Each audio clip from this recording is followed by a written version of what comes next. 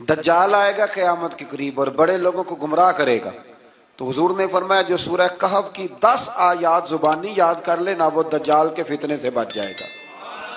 اللہ توفیق عطا فرمائے۔ اس سورہ مبارکہ کی آیت نمبر 9 سے اصحاب کہف کا ذکر شروع ہوتا ہے۔ اصحاب کہف، جب حضرت عیسیٰ علیہ السلام کو اللہ کریم نے چوتھے آسمان پہ بلا لیا نا، تو دقیانوس نام کا ایک بادشاہ ہوا بنی اسرائیل کے اندر، بڑا ظالم تھا، اس نے گمراہی پھیلا دی، اور جو لوگ معاذ اللہ کفر اور شرک نہیں کرتے تھے انہیں قتل کروا دیتا تھا۔ تو 7-8 نوجوان اپنا ایمان بچا کے بھاگے۔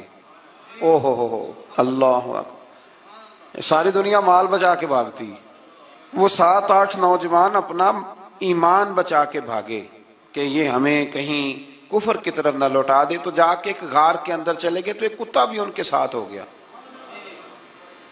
انہوں نے کتے کو بڑے روڑے مارے کہ یہ اگر بھونکے گا، آواز نکالے گا تو ہم پکڑے جائیں گے، ہم نے تو چھپنا ہے۔ پر اس کو نہ ولیوں سے پیار ہو گیا تھا، اس نے کہا بھگاؤ جتنا مرضی مجھے، فطرت میری ہے کہ میں بھونکتا ہوں، پر جب اللہ کے ولی ہوں تو پھر میں ادب کرتا ہوں۔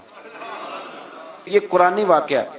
اچھا، یہ عین وہ واقعہ ہے قرآن مجید کا کہ جو بہت ساری چیزوں پر ویسے ہی نص ہے اور بہت ساری زبانیں ویسے ہی گنگ ہو جاتی۔ تو وہ 6-7 لوگ تھے، وہ چلے گئے غار کے اندر، جا کے انہوں نے پناہ لے لی۔ بادشاہ کو پتہ چل گیا کہ غار کے اندر ہے۔ اچھا، اللہ کی قدرت، جیسے ہی داخل ہوئے انہیں نیند آ گئی، یہ سو گئے۔ اور قرآن مجید کہتا ہے، قرآن مجید کے یہ لفظ ہیں کہ کتا غار کے منہ پر بازو پھیلا کے بیٹھ گیا، گویا اپنے مالکوں کی خدمت کر رہا ہے۔ اب میاں صاحب کی ایک بات کر لیں درمیان میں۔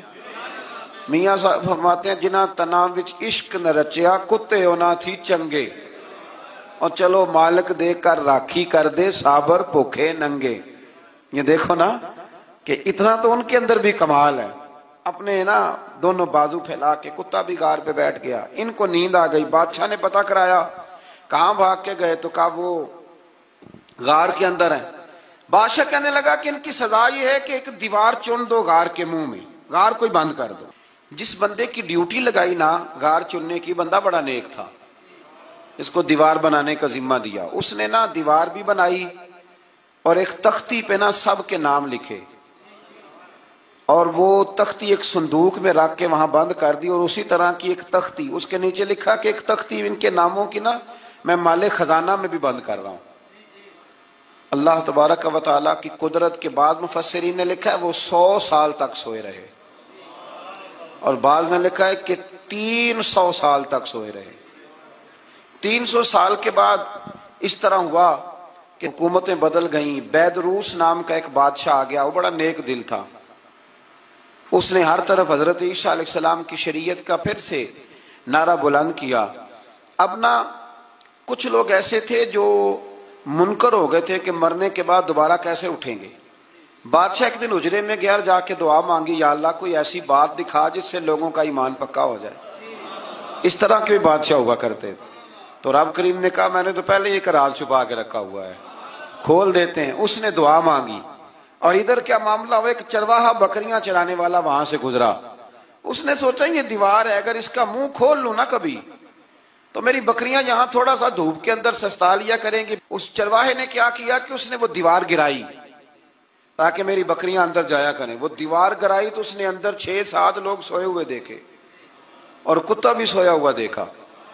اللہ تبارک و تعالیٰ اپنی قدرت سے، اپنے فضل سے ان کی کروٹیں بھی بدلتا رہا، اپنی قدرت سے۔ ایک طرف انسان پڑا رہے نا تو اعضاء گل جاتے ہیں، ان کی کروٹیں بھی بدلی جاتی، مناسب روشنی بھی دی جاتی، اور حرارت بھی۔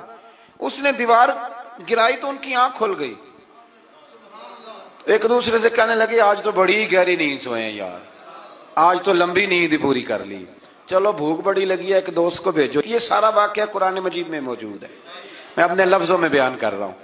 جاؤ ایک دوست کو بھیجو بازار سے نا کھانا لے آئے، پیسے وہی 300 سال پرانی کرنسی۔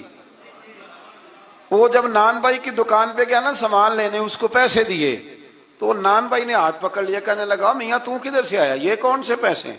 اس نے کہا پیسے کاہے کہ میں بھی سوچ رہا ہوں کہ حالات بدلے ہیں، سارے حضرت عیسیٰ کا کلمہ پڑھ رہے ہیں، ماحول اور ہے۔ اس نے کہا تیرے ہاتھ کوئی خزانہ لگ گیا ہے، یہ تو ہم نام سنتے تھے کہ یہاں کوئی دقیانوس نام کا بادشاہ رہا ہے، کوئی خزانہ، بتا کہاں سے لیے؟ شور ہوا، حاکم شہر تک خبر پہنچی، بادشاہ تک پہنچی۔ اس نے بتایا کہ بھئی ہم تو دقیانوس کے ڈر سے بھاگے ہیں، کل بھاگے ہیں یا آج سویرے، اتنا زیادہ ہمیں پتا نہیں، کل یا آج سویرے بس نا، اتنا سا ہمیں یاد ہے کہ ہم گئے تھے۔ بہرحال لوگ جمع ہو گئے، اکٹھے ہو گئے، غار تک پہنچے۔ اب جو غار کے اندر تھے وہ پتا کہتے ہیں لگتا ہے ہمارا دوست پکڑا گیا ہے۔ پکڑا گیا ہے تو اب بندے جمع ہو گئے، وہ اندر ڈر رہے تھے، تسبیح کر رہے تھے، اللہ کو یاد کر رہے تھے۔ ادھر یہ پہنچ گیا، جب ان لوگوں نے یہ جیتا جاگتا رب کے فضل کا نمونہ دیکھا، اور بادشاہ نے کہا کہ یہ کیا ہے؟ صندوق کھولا تو اس کے اندر وہ تختی لکھی تھی کہ یہ ان کے نام ہے، یہ دقیانوس سے ڈر کے بھاگے ہوئے ہیں، یہاں یہ سو رہے ہیں، اور اسی کی ایک تختی میں نے فلان جگہ بھی دفن کیا، وہ تختی بھی وہاں سے نکل آئی۔ اب سب لوگوں کی آنکھوں میں آنسو آئے اور سب کہنے لگے لا الہ الا اللہ، لا الہ الا اللہ، لا الہ الا اللہ۔ سب کہنے لگے ان اللہ علی کل شیء قدیر۔ جب ان کی بات پوری ہو گئی، لوگوں کے ایمان پختہ ہو گئے، تو اصحاب کہف کہنے لگے کہ ہمیں اب اجازت ہے، ہم پھر دوبارہ غار میں جاتے ہیں۔ وہ غار میں گئے تو رب نے پھر انہیں موت عطا فرمائی، نیند عطا فرمائی، تحفہ دیا۔ بادشاہ نے پھر اس کے آگے دیوار بنائی اور وہاں بادشاہ نے ایک مسجد تعمیر کرا دی، لوگ زیارت کرنے جاتے۔ یہ اصحاب کہف کا ذکر ہے۔ اب یہاں ہمارے مفسرین نے لکھا ہے کہ وہ جو کتا تھا نا، وہ بھی ساتھ ہی تھا۔ اللہ قیامت والے دن اسے انسانی، یا تو انسانی شکل ملے گی، یا جیسے رب کا فضل ہوگا رب کریم اسے بھی جنت عطا فرمائے گا۔ اس نے تبلیغ کی، دین کی، اس نے کیا کیا؟ تبلیغ کی، نمازیں پڑھی، روزے رکھے، حج کیا، 10 ہوتے صحیح اس کیتا کی۔ اسی آنکھیں نا خدا کے فضل سے ہم پر ہے سایہ غوث اعظم کا، ہمیں دونوں جہاں میں ہے سہارا غوث اعظم کا۔ لوگ پریشان ہو جاتے ہیں، کہتے ہیں کس طرح کی بات کرتے ہو؟ تو میں نے کہا اصل میں تیرا عقیدہ کچا ہے۔ وہاں تو کتا چلا جائے ولی کے پاس تو رب اسے جنت دے دیتا ہے، تو جیگتا جاتا مومن جائے تو اللہ کیوں